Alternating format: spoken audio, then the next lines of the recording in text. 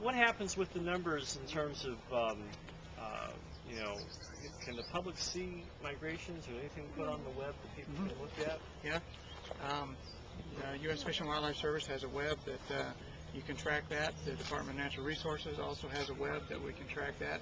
We track Canada geese and we also track wood ducks.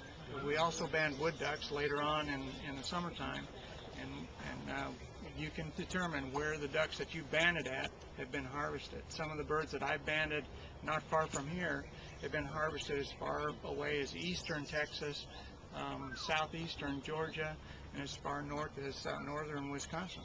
And those have all come from about 10-15 miles from here. So it gives us an understanding of how we can manage the harvest and make sure that the birds are all managed properly so that we don't over-harvest, as well as maintain populations. These birds that you just handled at one time were thought to be extinct. Back in the early 1800s, these birds were common, and because they were easily caught, the eggs were used for food by pioneers and the birds were consumed. They thought that these birds were extinct. We just had historical records from stories from hunters that said, yes, we've seen large giant birds, but we've heard stories of them.